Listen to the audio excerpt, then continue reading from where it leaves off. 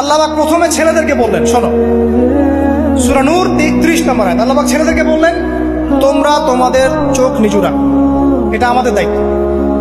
প্রত্যেকটা ছেলের দায়িত্ব বেগানা মেয়েকে দেখলে চোখটা কি করবে? নিচু। তাহলে আপনি সিডিউসড হবেন, এক কথা।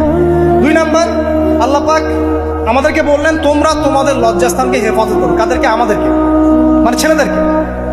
প্রথমে আল্লাহ পাক ছেলেদেরকে বললেন, চোখ নিচু করে রাখো, লজ্জাস্থানে হেফাজত করো। ঠিক আছে? সূরা বানী ইসরাঈল আল্লাহ পাক বললেন, জিনার ধারের কাছেও যেও না, ধারের কাছেও যেও।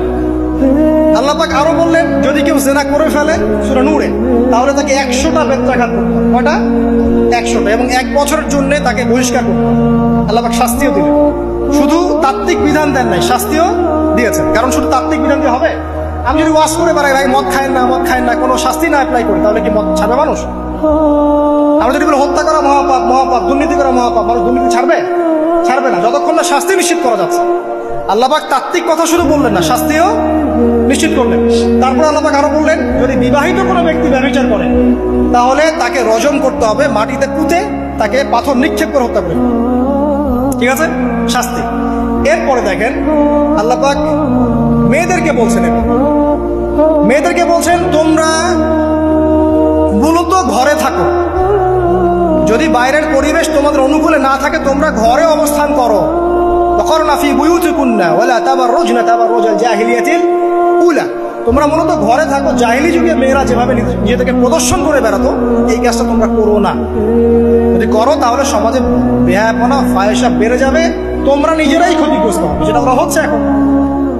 আচ্ছা, এরপর আল্লাহ পাক আরো বললেন, হে নবী, আপনি আপনার স্ত্রী এবং মুমিন নারীদেরকে বলেন, তারা যদি বাহিরে যায় যেন জিলবাব দিয়ে তাদের পুরো বক্ষদেশটাকে ঢেকে নেয়। তাহলে পোশাকের সংস্কৃতির শেকড় কোত্থেকে শিখবো? আমি কোত্থেকে শিখবো? আল্লাহ পাক কর্তৃক নাজিলকৃত সর্বশেষ ঐশী গ্রন্থ থেকে শিখবো নাকি? যে বইয়ের মধ্যে কোনো ভুল নাই সেটাই তো আমার শেখার মাধ্যম হবে নাকি? নাকি যে দর্শনে 1000টা ভুল সেটা শিখবো আমি? আল্লাহ পাক এখানে বলছেন, মুমিন নারীদেরকে বলো, বাইরে গেলে পরে তারা যেন জিলবাব দিয়ে, কাপড় দিয়ে সুন্দর করে বক্ষদেশ এবং ঢেকে রাখে। বোরখার কথা এখানে নাই শব্দে।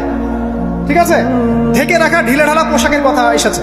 আচ্ছা, আসেন, আল্লাহ পাক আরো বললেন যে তোমরা অমুক অমুক অমুক অমুক, যেমন আপনার বাবা, আপনার ভাই, আপনার এই যে সন্তান, এই যে মাহারাম যারা আছে, এদের সামনে ছাড়া অন্যদের সামনে যখনই যাবে, তোমরা কিন্তু হিজাব অবলম্বন।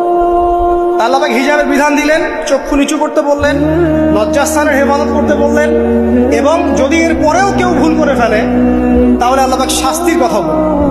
আল্লাহ পাকের সিস্টেমটা সুন্দর হলো না? এই সিস্টেমটা নবী সাল্লাল্লাহু আলাইহি ওয়াসাল্লাম অ্যাপ্লাই করলেন, সমাজ থেকে সমস্ত জেনা ব্যভিচারের ভিত্তি উঠে চলে গেল। সুবহানাল্লাহ বলবেন না?